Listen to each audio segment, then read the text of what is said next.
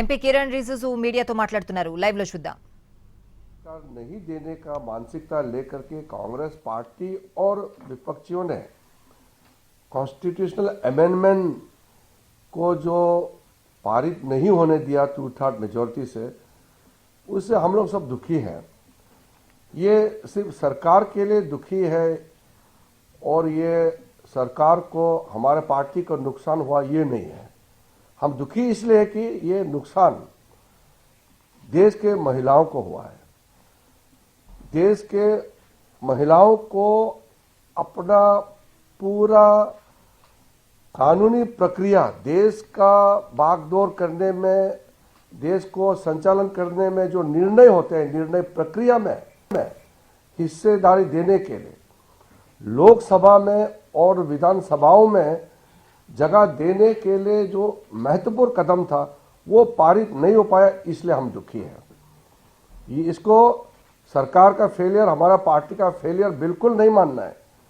ये देश के ऊपर में बहुत बड़ा आघात कांग्रेस पार्टी और कुछ दलों ने पहुंचाया है। इसलिए कांग्रेस पार्टी और उनके कुछ साथियों को महिलाओं का आक्रोश को झेलना पड़ेगा। कांग्रेस पार्टी के ऊपर भी यह काला दाग, महिला विरोधी का जो दाग चिपक गया है, ये कभी खत्म होने वाला नहीं है। इसलिए इसको हमारा सरकार पार्टी का विफलता मत समझे और महिलाओं को अधिकार नहीं दे करके सेलिब्रेशन करना ये तो घोर पाप है। कोई आपने पार्टी दुनिया में देखा है क्या? महिलाओं को अधिकार नहीं देने का फैसला करके और उसको वो जीत मानते हैं। महिलाओं का आरक्षण लोकसभा और असेंबलीज में ये हम सबका दायित्व है, उसको देना है।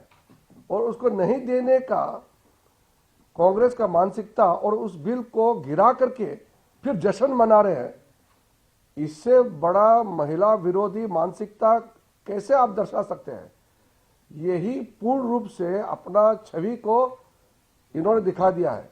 बहानाबाजी नहीं चलेगा, अलग अलग बहाना नहीं चलेगा। सीधा सीधी बात है, महिलाओं को जो अधिकार देना चाहिए उसको कांग्रेस और उसके साथियों ने गिराया है। तो हमारे लिए क्या, हम तो सरकार में है ही, हम तो चुन के आए हैं। लोगों ने वोट दिया है, मोदी जी के नेतृत्व में हमको तीसरी बार जनादेश देकर के सत्ता में बिठाया है। तो सरकार तो है, दुखी इसलिए कि महिलाओं को अपना अधिकार नहीं मिला। तो इसलिए कांग्रेस पार्टी को आप लोग भी बताना है, जश्न मनाने का जरूरत नहीं है। ये तो पाप काम किया है, महिलाओं को अधिकार नहीं देकर के जश्न मना रहे, ये तो शर्मनाक बात है। इसलिए ये जो बजट सेशन है बहुत सक्सेसफुल बजट सेशन रहा है। बस महिलाओं का अधिकार देने में असमर्थ रहा है। हमने कल पार्लियामेंट में भी कहा है कि महिलाओं को जो इज्जत, सम्मान और महिलाओं के लिए जो उत्थान देने वाला काम मोदी जी ने जो किया है कोई सोच भी नहीं सकता है। लेकिन ये हम आगे भी करते रहेंगे। मोदी जी ने कहा है कि उनके महिलाओं के प्रति जो उनके सोच, उसका सम्मान देने का जो अभियान है, ये पहले से भी और ताकत होकर के हम लोग आगे काम करेंगे। इसलिए प्रधानमंत्री जी को मैं धन्यवाद देता हूं कि पूरा प्रयास किया हम लोगों ने, महिलाओं को अधिकार मिले, पूरा ताकत लगाया। अब ये कांग्रेस और उसके साथी जो है मानने के लिए तैयार नहीं है, तो उसको हम मारपीट करके जबरदस्ती तो वोट डलवा नहीं सकते हैं।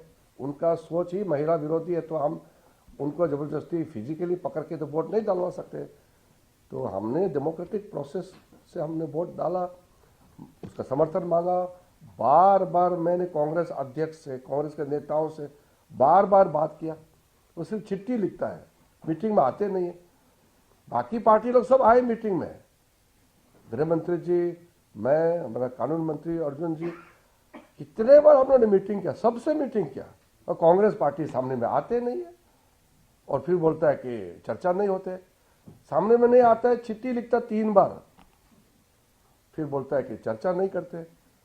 तो इस तरह का जो महिला विरोधी जो सोच है कांग्रेस पार्टी, वो तो देश का सामने में उजागर हो गया है। अफसोस की बात है, उसको तो महिलाओं का गुस्सा झेलना पड़ेगा कांग्रेस को। लेकिन हम लोग तो अपना प्रयास है निरंतर भविष्य में हम लोग करते रहेंगे। राहुल गांधी प्रियंका गांधी उनका कहना है कि बिल गिर गया है कॉन्स्टिट्यूशन अमेंडमेंट की लोकतंत्र की जीत है।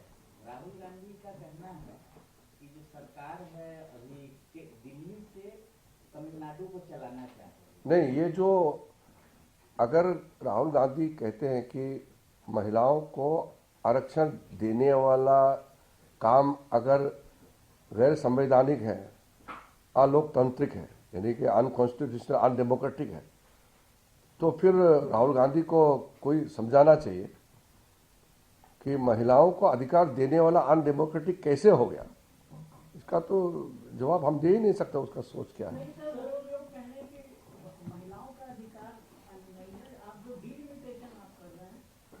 वो तो देखिए, मैं अभी बहुत डिटेल में बोलने का आवश्यकता नहीं है। होम मिनिस्टर अमित शाह जी ने बहुत अच्छी तरह से समझाया है कि 2026 तक डिलिमिटेशन नंबर्स ऑफ सीट्स को फ्रीज किया गया है, तो उसको उठाने के लिए संवैधानिक प्रक्रिया है, अमेंडमेंट तो लाना पड़ेगा। और संख्या बढ़ा करके जब 54 करोड़ था तब 543 एमपी है, टोटल सीलिंग था 550, तो अब पॉपुलेशन 3 गुना लगभग बढ़ गया है।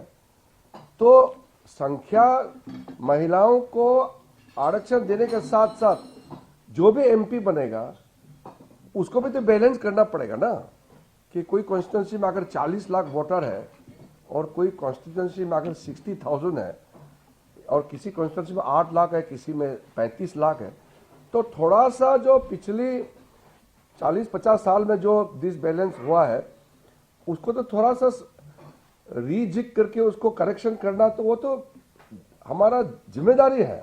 वो तो कल होम मिनिस्टर साहब ने बहुत अच्छा समझाया। मैं नहीं मानता हूं कि कांग्रेस बेवकूफ है, कांग्रेस चालाक है।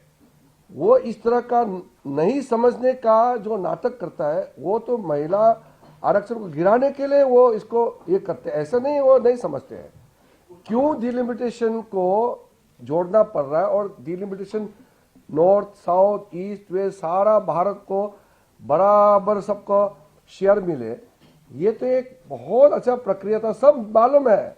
वो कांग्रेस के बाकी एमपी लोग भी आके मुझे मिले हैं, कहा कि गवर्नमेंट का इंटेंशन बहुत अच्छा था, लेकिन कांग्रेस के नेता राहुल गांधी ही नहीं मानते हैं, तो उसको कोई समझा नहीं सकते कांग्रेस के लोग। हम क्या करेंगे?